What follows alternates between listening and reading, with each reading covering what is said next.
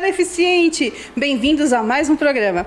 E vocês já sabem, quer mandar uma mensagem para nossa equipe? Entra lá no nosso perfil de Instagram, @ViverEficiente. E faça como o Igor Dantas, que sempre manda sugestão de pauta aqui para o programa. E essa pauta o Igor mandou para a gente com total carinho. Igor, muito obrigada por você acompanhar nosso programa e sempre estar prestigiando as nossas edições. E obrigada sempre por estar mandando sugestões de pauta belíssimas. E hoje nós vamos falar de esporte, o paraciclismo. E eu trouxe um atleta aqui de alto rendimento, gente. Paraciclista de MTB. E vocês já vão entender o que é. Eu estou aqui no estúdio com o Agner Kisaki. É isso? Isso, Agner Kisaki. Ai, acertei de primeira. Dificilmente é aquela coisa eu acerto de primeira. Boa. Mas vamos lá. Prazer estar te recebendo aqui. Prazer Muito obrigada por você ter recebido o nosso convite. Agner, a primeira coisa que a gente sempre pergunta para os nossos convidados é como você adquiriu a sua deficiência? Então, foi em 2010, eu estava fazendo um test drive de uma moto, que um amigo trabalhava numa loja próximo de casa. Certo. E era sábado, 10 horas da manhã. Aí eu passei na frente da loja, ele estava lá, parei para conversar com ele. Ele falou, tem uma moto para fazer um test drive, quer? Eu falei, pô, legal, tô fazendo nada mesmo, né? Sábado de sol, 10 horas da manhã. Aí eu saí da loja, um pouco rápido, até para sentir a moto, chegou na frente de uma viatura da Polícia Militar. Aí eu diminuí a velocidade, passei a viatura até para evitar a abordagem, né, dos policiais. E quando eu voltei para o meio da faixa, veio uma senhora, fez uma conversão proibida para entrar numa rua contramão, com habilitação vencida, na frente da viatura policial e não me viu. E aí ela bateu de lado. Conforme eu voei por cima da moto, eu fechei os braços e a perna e saí rodando, né? Como toda queda, tanto de bicicleta quanto de moto, skate, enfim.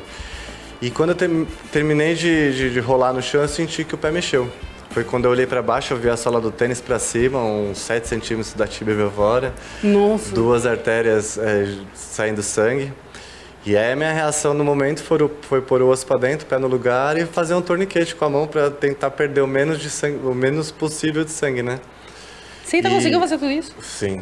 E como foi na frente da viatura policial, do bairro, que já me conhecia desde moleque, na época das bicicletas e mobiletes, ele chamou o resgate chegou rapidinho e ele me escoltou até um hospital particular, porque geralmente o resgate leva para público, né? Isso. E aí eu fiquei 15 dias internados, fiquei com Elisarov, né, a gaiola, por 2 anos, tive que trocar por 3 vezes a gaiola. Tentei com enxerto ósseo, com osso da bacia, mas como rompeu 2 de 3 artérias, no futuro ia ter problema vascular. Então eu ia sofrer aí 5, 10 anos com fisioterapia, com uma perna menor que a outra, porque como pegou tendão e ligamento também, os dedos ficaram meio que virados para baixo. Então teve que reduzir 3 centímetros da perna para não dar problema, para não chutar o chão. E aí se eu ficasse com o pé ia me dar problema da coluna, porque eu tô com uma perna menor que a outra, ia sofrer com fisioterapia, ia correr o risco de quebrar o pé a qualquer tropeço, porque ficou, digamos, um pé de vidro, né, bem frágil. E eu não ia ter resultado com esse pé. E lá na frente eu teria que amputar, porque ia ter problema vascular, já que uma artéria só não ia dar conta. E aí depois de 2 anos sofrendo com as gaiolas e com cirurgia, um total de 6 cirurgias, o médico jogou o quadro no meu peito e falou, cara, o órgão é seu, você que decide. Aí eu fiquei 2, 3 dias sem dormir, buscando informação, chorando, desesperado, até onde eu liguei pra ele e falei, cara, eu fiz o serrote, que eu não quero mais, vamos arrancar. Qualidade de vida. Aí ele falou, você tem certeza? E eu chorando, tenho. Ele falou, cara, a melhor decisão que você toma na vida. E aí, a partir disso, eu voltei pro esporte, eu sempre pratiquei esportes, né? Sempre andei de skate, eu fiz trampolim acrobático, basquete, próprio ciclismo. E aí depois que eu amputei, eu voltei com força total, voltei a andar de skate, só que os tombos estavam um pouco doídos, né? Por conta da mobilidade reduzida. E aí eu falei, vou praticar mountain bike. Aí foi onde eu comprei a minha primeira mountain bike. Isso era o quê? Em 2014? Não, o meu acidente foi em 2010, eu fiquei até 2012 com as gaiolas. E aí depois de 2 anos e 2 dias do acidente, eu amputei. Mas eu tô falando a entrada pro esporte? Pro esporte. Foi em 2015, que foi quando eu protetizei. Certo. Eu fiquei todo esse tempo aí sem prótese. aguardando do INSS, demorou um pouquinho. E aí eles me deram uma prótese de qualidade, uma prótese de carbono, com toda a estrutura para eu poder praticar o esporte. E aí eu voltei a andar de skate, até fiz remo paralímpico na USP, pelo Clube Pinheiros. Cheguei a ter um resultado lá na época em terceiro no Paulista, mas estava muito sofrido os treinos, porque eu tinha que ir pedalando até o treino e treinava e voltava para casa pedalando. E aí eu falei, não, vou procurar outro. E como eu já pedalava, já estava com a bike, eu falei, bom, vou me dedicar ao mountain bike.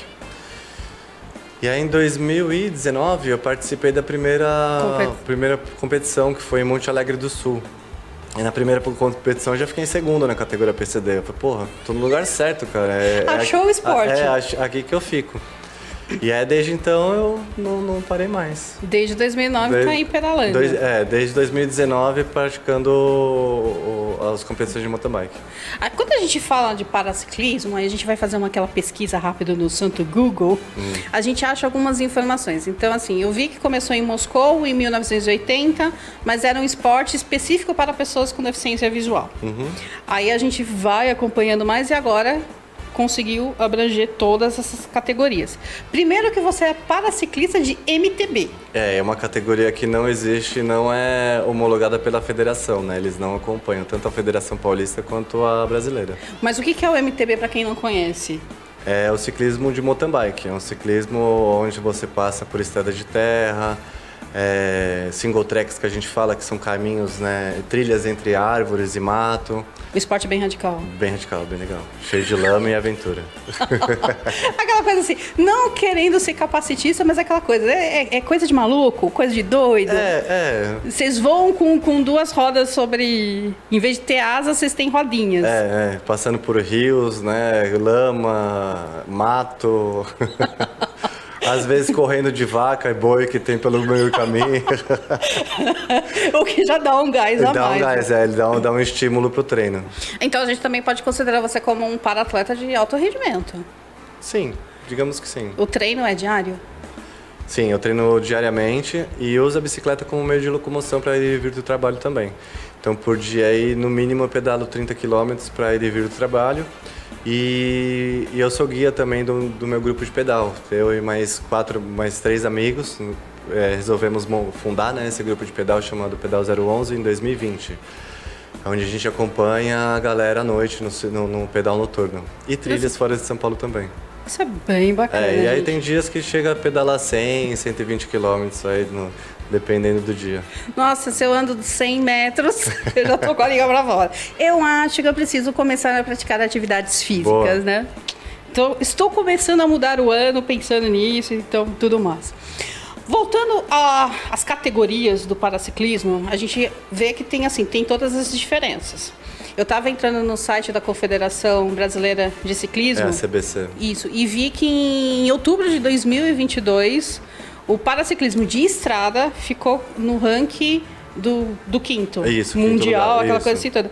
Mas quando a gente fala de paraciclismo, eu pelo menos, a gente vê que tem a diferença. Então, o paraciclismo de estrada é uma coisa, o MTB é outra, e fica aquela coisa toda dividida. É uma bicicleta, mas são divididas, né, entre ciclismo de estrada e mountain bike. Porém, a federação e os órgãos não vê mais para mountain bike, só para ciclismo, não tem essa categoria. Quando a gente fala também, por exemplo, assim, de quem é usuário de cadeira de rodas, que faz o paraciclismo, a gente sabe que tem a handbike. Sim, a e handbike. pedala com a mão. Isso. Então, você não compete com Não, a minha handbike. bicicleta é convencional, sem nenhuma adaptação. Ela não tem adaptação nenhuma. Não. E agora me diz uma coisa, por que existe no paraciclismo, a gente está falando de modalidades para pessoas com deficiência, e quando a gente fala do paraciclismo, quando a gente vai colocar isso nas confederações, tudo é separado, uma tem apoio, a outra não tem apoio? Então, não sei também. Não gostaria de entender, porque é ciclismo da mesma forma, só muda o tipo de bicicleta e o terreno que tá pedalando. Que é aquela coisa assim clássica, né? Sim. Então, e quando a gente fala do ranking, quando eu fui ver a questão do ranking, eu falei assim, nossa, que bacana, o brasileiro tem os esportes, a gente tem bons atletas, a gente está no quinto ranking. Aí eu fui ver, nossa, mas o Agner, ele é de MTB, mas o MTB, ele não tá... Quando você vai competir com pessoas com deficiência, tem uma, digamos, uma injustiça, uma desvantagem? Tem. O que acontece? Hoje a categoria mountain bike, ela abrange o PCD. O PCD pode ser hernia de disco, ele é um PCD, abrange cirurgia de joelho, ligamento de joelho. É o joelhinho que eu digo. Deficiência auditiva, que são deficiências que não atrapalham, né, o rendimento do atleta em cima da bike. Então acaba sendo injusto com pessoas que, por exemplo, têm amputação, que é o meu caso, que é um outro rapaz que pedala comigo, que é o Renato, ele tem uma formação da mão. Tem o Thomas, que ele não tem o movimento do braço. Então, realmente hoje a gente tem essa dificuldade porque todo deficiente hoje no mountain bike é classificado como PNE ou PCD, que é pessoas com necessidades especiais ou pessoas com deficiência. Então a gente está tentando ver se muda essa nomenclatura para mountain bike, onde faria subcategorias dentro da categoria, digamos, PCD, ou para MTB. Onde poderia fazer por deficiência leve, média e severa, fazendo com que fique mais competitivo as provas. Porque eu pedalando com deficiente auditivo, eu tenho desvantagem, né? Total, porque é aquela coisa que a gente fala, é um atleta, ele tem uma deficiência, óbvio, Sim. A deficiência auditiva ela é considerada, só que na hora de você colocar isso numa competição, o deficiente auditivo tem uma vantagem. Tem, com certeza. Aí tem outro rapaz que ele pedala com a gente em alguns campeonatos, que ele teve um acidente e na perna, no membro inferior esquerdo, onde ele só tem alguns enxertos de pele e não de musculatura, não afetou musculatura e nem parte óssea. Isso caracteriza ele como um PCD, porém o desenvolvimento e o rendimento dele é normal. E numa competição, você tá com, a gente fala, deficiência auditiva, deficiência surda. Desculpa, a deficiência auditiva, que é o surdo, é uma deficiência invisível. Sim. Você tem lá uma deficiência, amputação de membro inferior. E como é que eles colocam isso na balança? Então, na verdade, hoje no mountain bike não existe isso, né? É o que eu falei, a categoria PCD engloba toda a deficiência física. Porém, tem certas deficiências que não afetam o rendimento, né? E teria como mudar isso? Então, tem, assim como tem no paraciclismo de estrada. Eles têm subcategorias dentro da categoria de acordo com a deficiência do atleta. Então, isso também é uma coisa assim, um pouco o caso de quem faz essa classificação, de quem faz essa divisão? Então, não, porque no caso das provas que a gente faz de mountain bike, como não é assistido pela federação e não tem as regras que tem, por exemplo, no de estrada, existe a categoria PCD, que entra todo o deficiente físico, que é o que eu falei, hernia de disco, ligamento de joelho, auditivo. Então ele vai lá e se inscreve como PCD, porém a deficiência dele não afeta. Só que se o organizador chegar para ele e falar, você não pode porque a sua deficiência auditiva, o atleta ele vai querer entrar com processo porque ele é PCD, porque ele comprou um carro como PCD, ele teve isenção, então ele é PCD, então ele quer se inscrever como PCD. E aí ocorreu já de ter ameaças de processo por não querer aceitar a inscrição desse deficiente auditivo. Mas se eu dividir isso, porque, olha, a gente vai ter a categoria para PCD, mas com deficiência auditiva. A categoria para pessoa com Então, a ideia é a gente criar alguma liga, alguma coisa que desperte a atenção da federação e mostrar que os deficientes físicos de mountain bike também têm um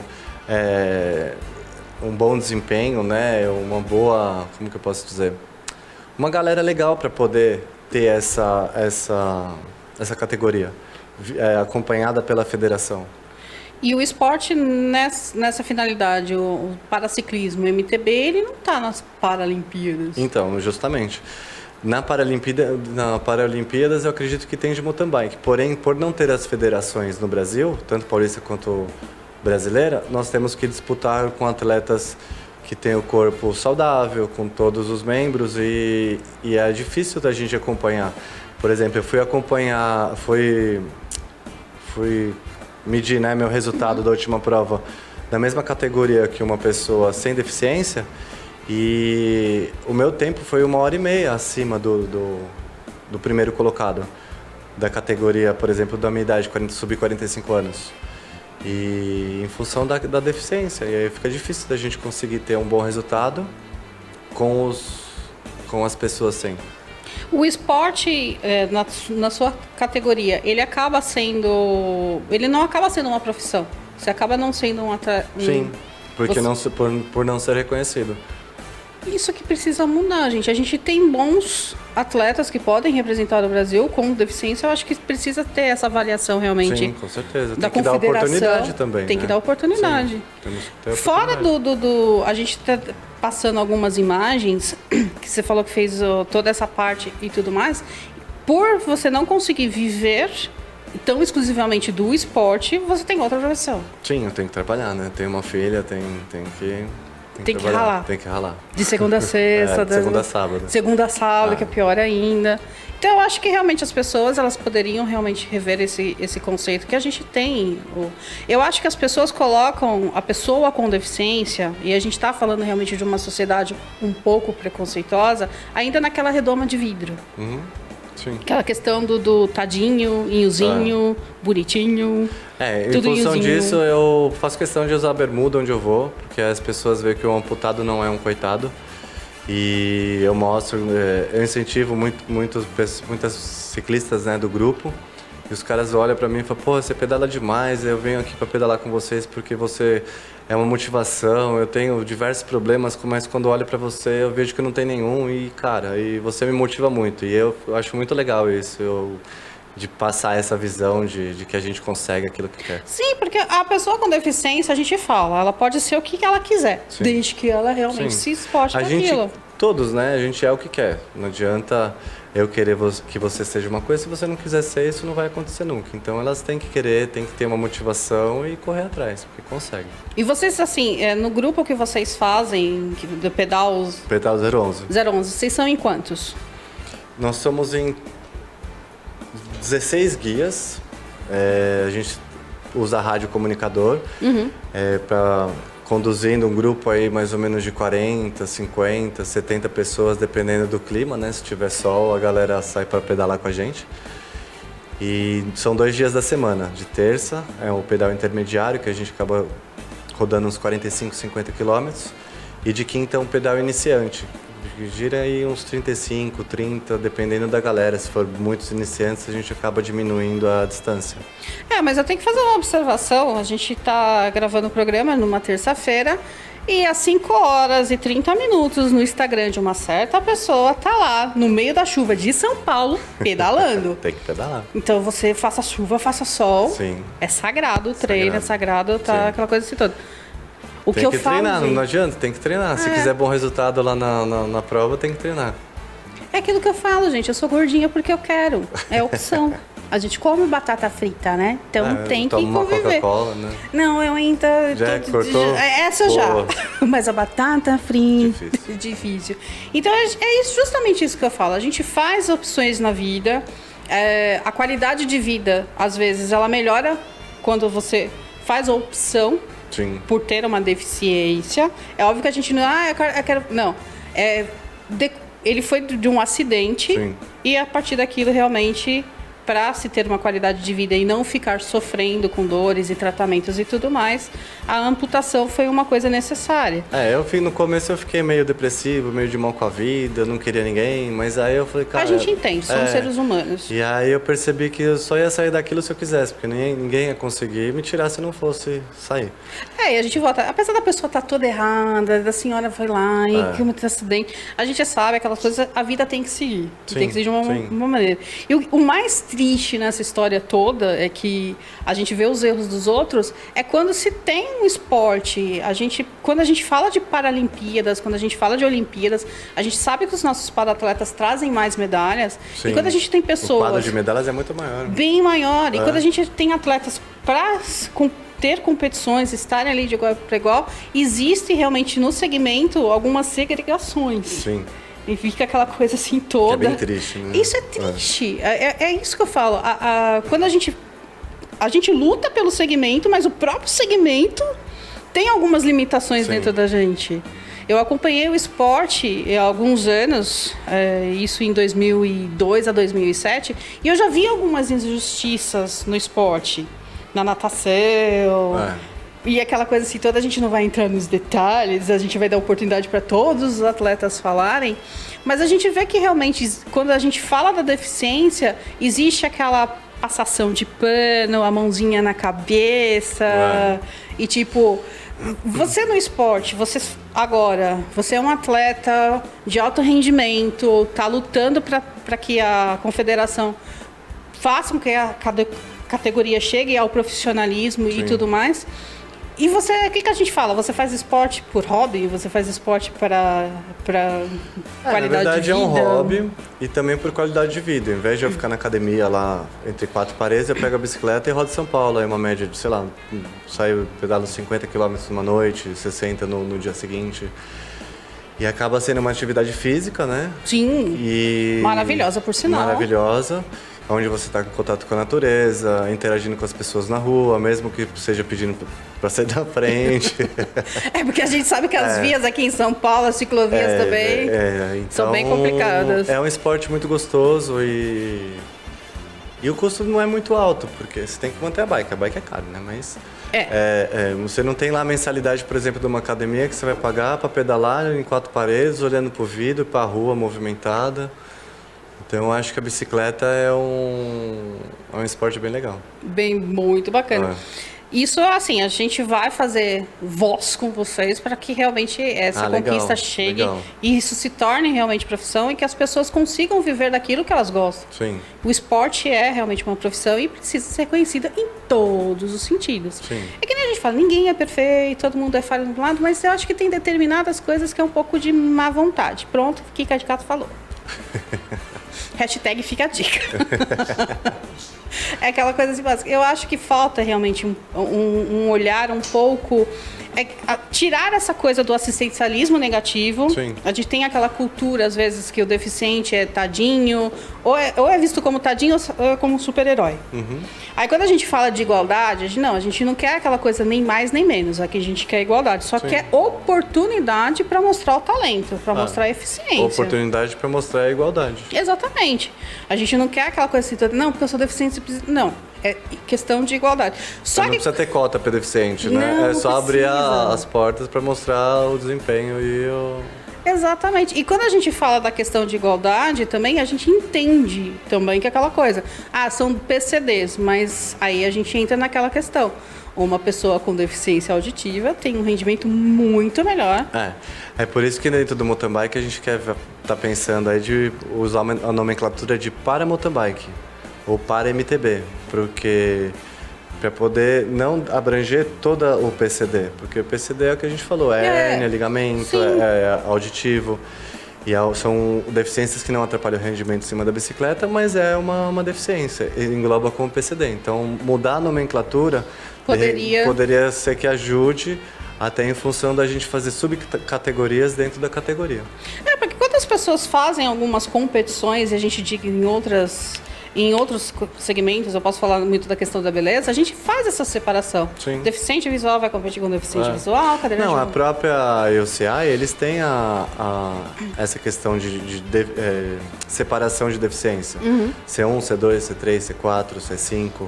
E cada C tem a sua limitação e a sua deficiência que engloba dentro daquela subcategoria.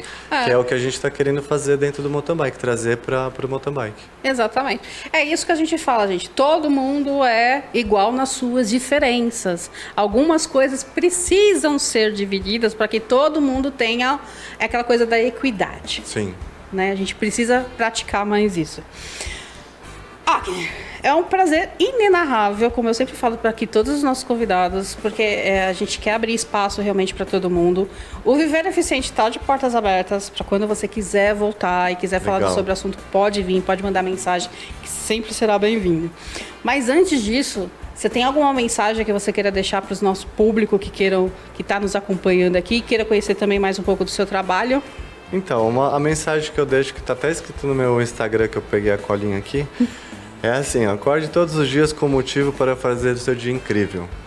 Porque se você não fizer isso, Se você não ninguém fizer vai fazer por você. Exatamente.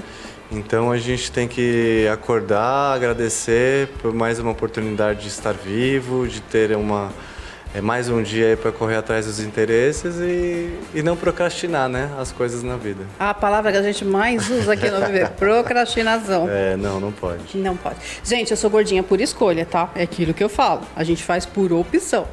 Mas é o prazer... Mas você não falou só o seu Instagram. É todo meu. Seu Instagram. Meu Instagram é Agni Cyborg MTB. Meu Tem nome os é Agni. underlines da vida. Agni, AGNY, underline, Cyborg com Y, underline, MTB. Não, isso é bacana. Pode ir lá no Instagram dele, gente, que ele responde, tá? Pode ir, tamo junto. Tá sempre ali. E tem sempre, acompanha as dicas que ele dá, as aventuras que ele faz, que é, assim, fantástico. E mais uma vez eu quero agradecer o Igor Dantas, que Valeu, nos Igor. apresentou, que falou dessa realmente injustiça que acontece sim. no esporte, e a gente está unindo forças para que as coisas mudem. Boa. Muito obrigada. Eu que agradeço. E é isso aí, galera. Espero que vocês tenham gostado do programa de hoje, assim como nós gostamos de fazer. Quero deixar um abraço carinhoso para o meu diretor Rodrigo Braga, que sempre está aqui nas edições e na minha orelha falando quanto tempo falta para acabar as edições. E também quero deixar um abraço para o André Lima, que sempre está me maquiando aqui nos bastidores. E já sabe, se vocês quiserem mandar mensagem para a nossa equipe, é só entrar no Instagram, @ViverEficiente. Manda lá a mensagem que a gente responde e a gente demora um pouquinho, mas a gente sempre dá uma atenção especial para vocês. Espero que vocês tenham gostado da edição de hoje, assim como nós gostamos de fazer, e eu encontro vocês na próxima edição. Até mais!